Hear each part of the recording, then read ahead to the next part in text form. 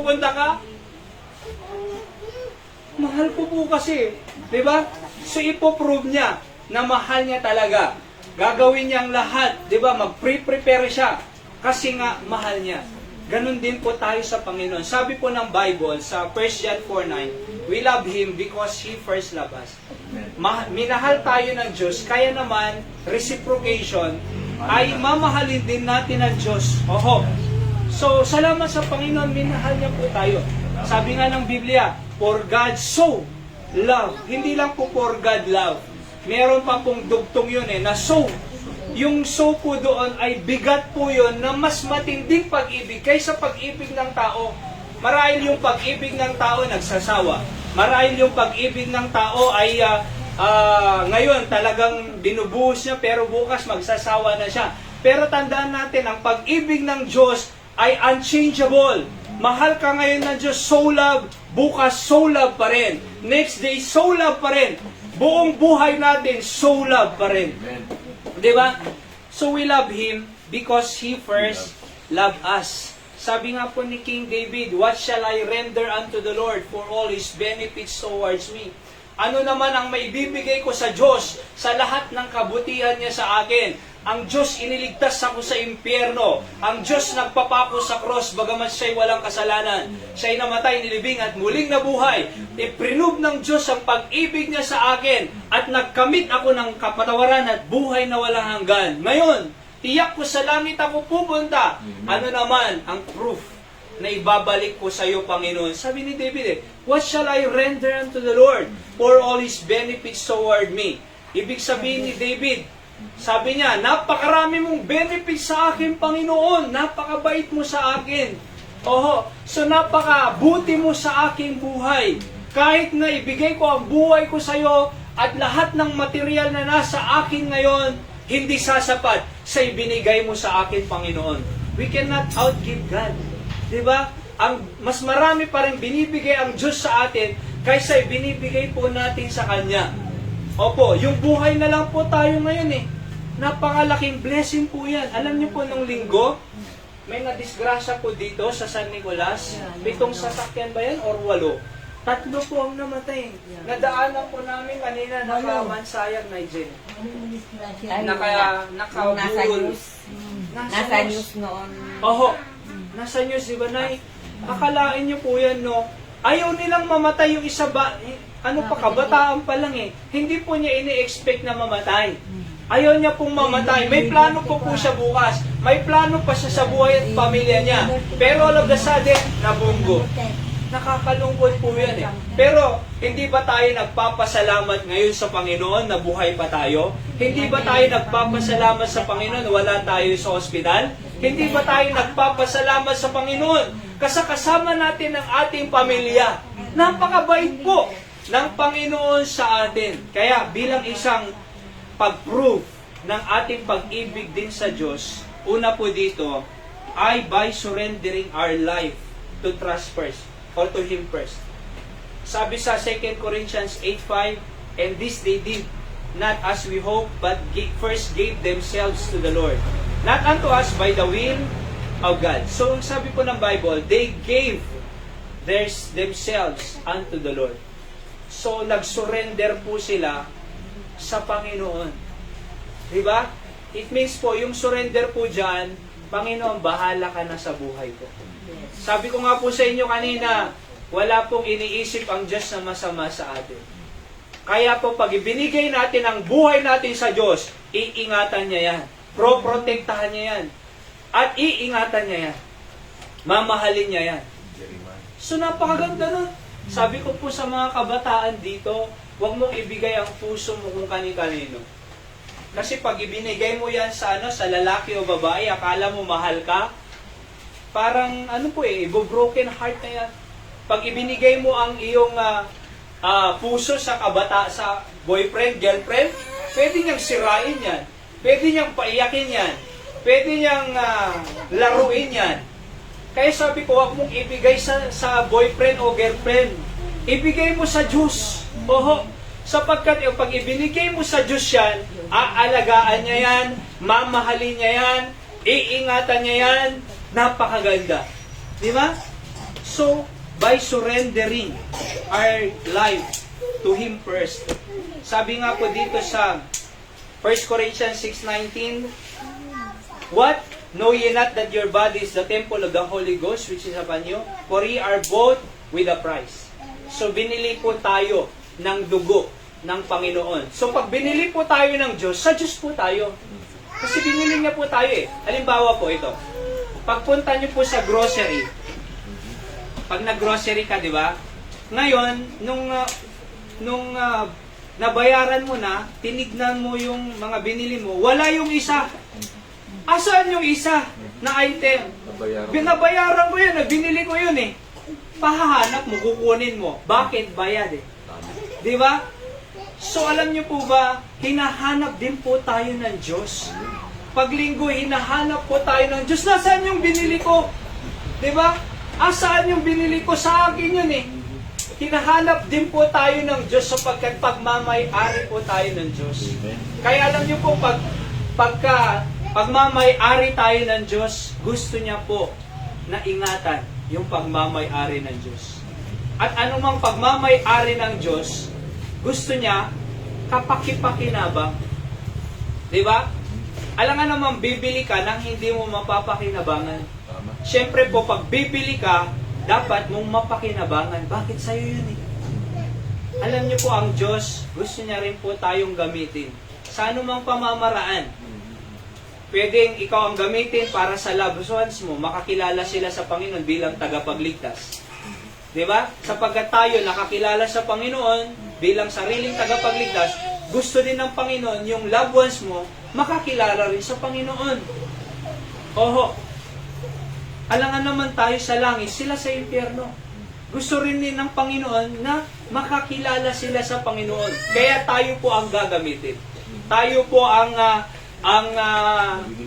magiging daan sa pagkakilala po nila sa Panginoon. Kung ikaw marunong sa pagpapiano o pagbabayolin, or piano, or gitara, gamitin mo sa Panginoon. Diba? Kaya si Pei, may ukulele siya eh. Nakita niya raw, no? So gamitin sa Panginoon. Kami po, marunong sa gitara, ukulele. Kaya ginagamit namin, nagtuturo po kami for free. May materials pa yan, for free. Si Hyra, marunong sa piano. Soon, magtuturo po siya for free. Diba? Alam niyo po, ang music class po ngayon, mahal. Per hour po yan eh. Music, yung music lesson per hour. 300 per hour. Akala niyo po kung per hour? 300. Oho, kami dito free. Ayun. Take advantage of that. Ano ho? Yeah. Kaya alam niyo po, so kung saan man tayo, pakikinabangan ng Diyos, magbibigay kaluwalhatian sa Panginoon, paggamit po tayo. Diba? Kung marunong kang kumanta, kumanta ka sa Panginoon. Sa video okay nga, nakakakanta eh. Diba? Oh, tapos lumalabas pa yung ugat dito pagka kumakanta sa taas ng kinakanta eh. My way, my way. My way! Oo, oo. Tapos ano pa yung iba na kinakanta? The goodness of God. Oh, pero alam niyo po, pag nakakakanta po tayo dyan, dapat sa church, sa worship time, nakakakanta rin po tayo sa Panginoon. Kaya later on po, dahil may piano, pag may piano na tayo, mag-create tayo dito ng choir. Merong, sabi nga ni Winnie noong, gusto ko rin sana yung may soprano, alto, bass, tenor, di ba? Singer So, yata. maganda. Oo. Singer, sige. So, magkanta sa Panginoon. Teacher po yung course niya, di ba? Magiging teacher ng music. Oho. So, surrendering our life first to God. Sabi ko nga, pag binigay mo ang Diyos, ay magandang klaseng buhay yan. Ang malayo sa kalooban ng Diyos na buhay, hindi magandang buhay. Ang malayo sa Diyos na buhay, ay dangerous po yan. Sapagkat ang diablo nandyan, sabi ng Bible, he is a roaring lion, walking about, seeking whom he may devour. 1 Peter 5:7. Nakakatakot po ang mundo. Nakakatakot, di ba? Kaya pero pag ang buhay natin, binigay natin sa Diyos, ang Diyos po, ang bahala dyan. Gagawin niyang produktibo po yan, pagpapalain niya po yan, mamahalin niya po yung buhay natin na yan. Pag ibinigay natin sa Panginoon. So, how to prove ourselves to God? Surrendering our life to Him first. Di ba? Ibigay po muna natin ang ating buhay sa Panginoon. Pangalawa po, by sharing the gospel of salvation to the lost. So tatlong ano lang po ito, lahat po ito. Sharing the gospel of salvation to the lost. Binasa ko na po kanina, John 3:16, di ba? For God so loved the world that He gave His only begotten Son. At dito po sa 2 Corinthians 6:2, now is the accepted time, now is the day of salvation. Ngayon na. Kasi baka bukas patay na ang tao. Baka bukas, pag may opportunity, sabihin, mahal sila ng Diyos. Diba? By sharing the gospel of salvation to the lost. Meron po akong kwento ho na nabasa ko po eh. Ay video po pala. Ang video po na ito na napanood ko, ang title po niya ay Letter from Hell. Alam niyo kung bakit? Kasi may dalawa pong magkaibigan. Yung isa, believer, nasa langit. Namatay po sila, nasagasaan sa langit. Pero yung isa, unbeliever, pumunta ng impyerno.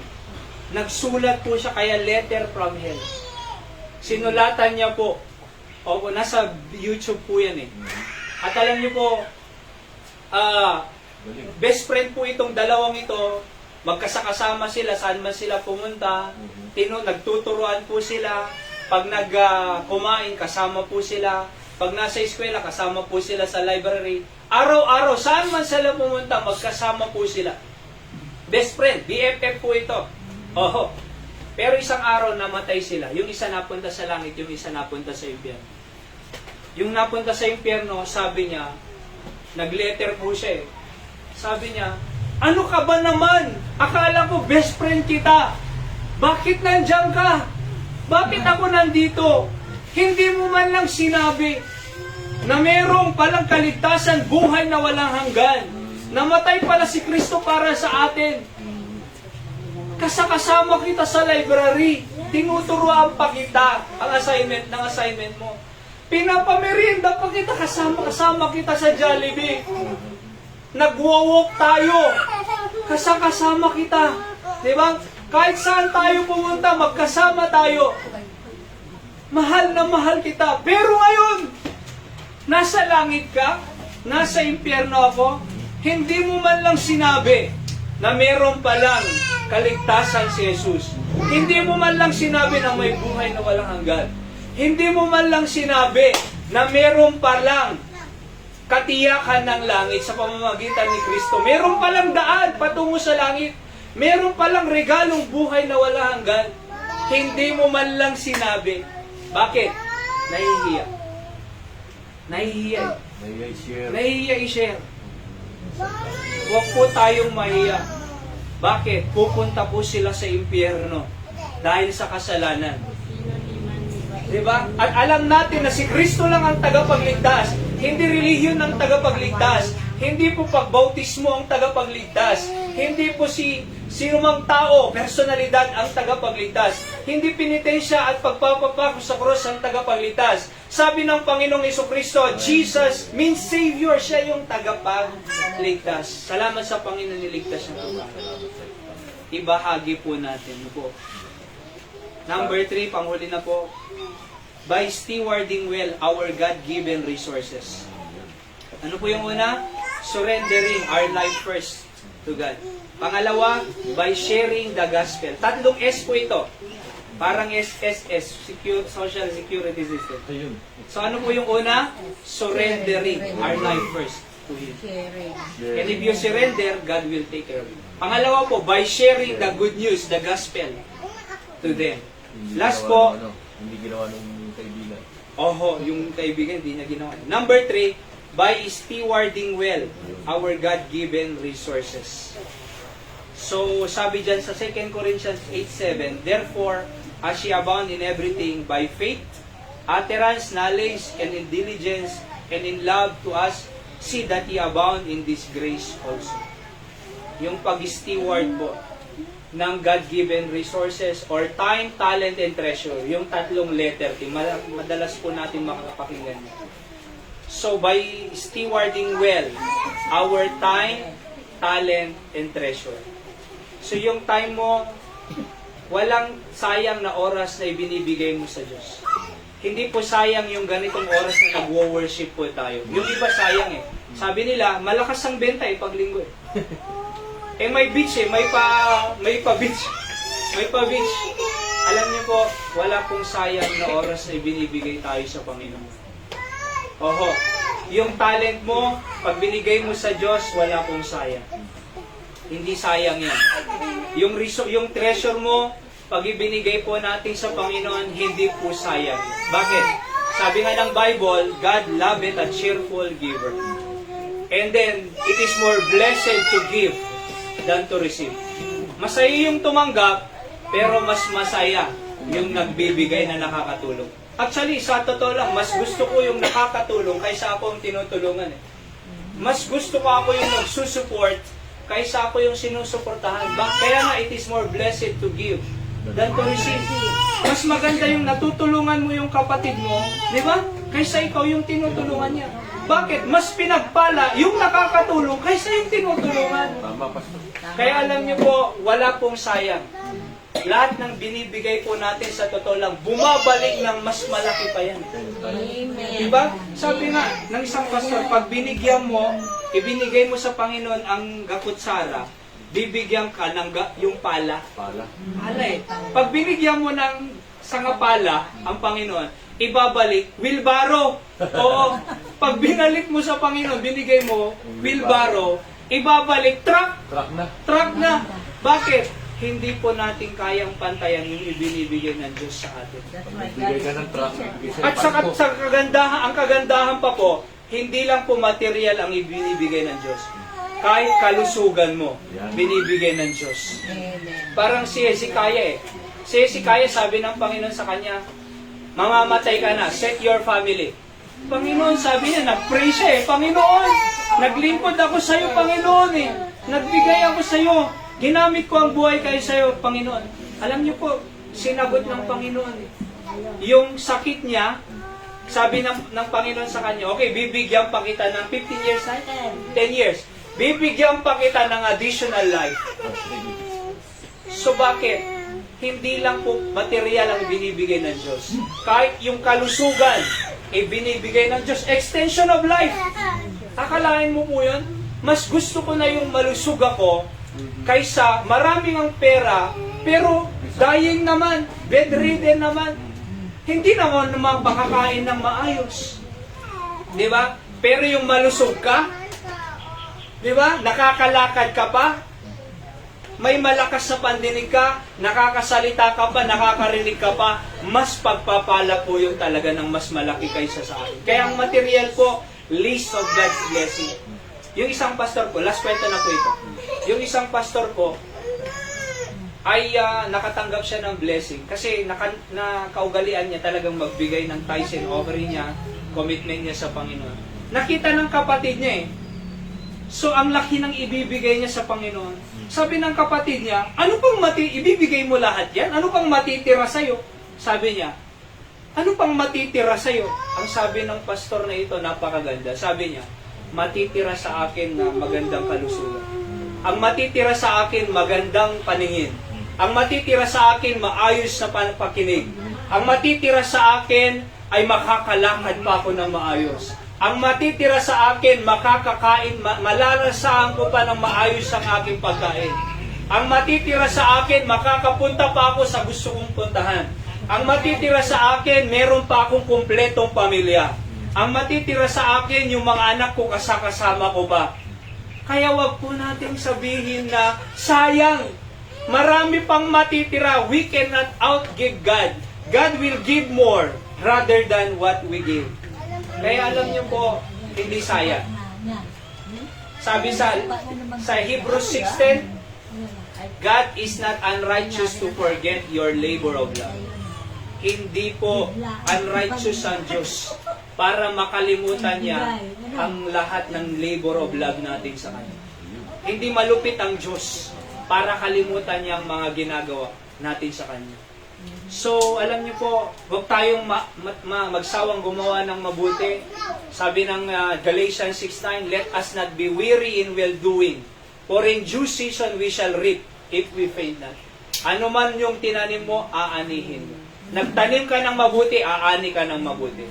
Pag nagtanim ka ng isang butil ng mais, ang aanihin mo, 2 stalks, tawag po doon, na napakarami. Mas marami kang aanihin kaysa sa itinanim mo.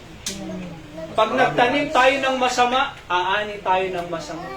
Kaya hayaan lang natin yung nagkri-criticize, yung nagchichismis sa atin. Huwag natin silang balikan. Kasi aanihin naman nila yung tinanim nila eh. Tayo magtanim lang ng mabuti, ipanalangin lang natin sila, maayos lang ang trato natin sila, aani tayo ng maganda para sa atin. Di ba? Tama po yun. So kaya wag tayong magsawang gumawa ng mabuti. Tayo po ay manalangin, dakilang Diyos, salamat po sa simpleng mensahe sa umagang ito. Salamat na minahal niyo po kami.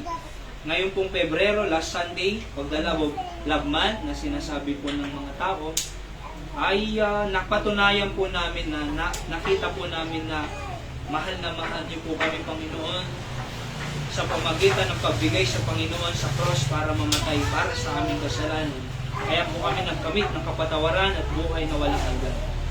At ngayon naman po, dahil po naranasan namin ang pag-ibig nyo, ay gusto rin po namin i-reciprocate ang pag-ibig namin sa iyo sa pamamagitan ng pag-ibig din sa mga iniibig yung mga tao.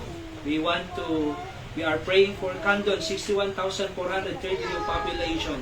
Panginoon, according to survey, na maibahagi po namin ang kaligtasan ninyo, pag-ibig nyo sa mga tao dito. Hindi lang po dito, magmumula po rito, beyond, Panginoon, our borders.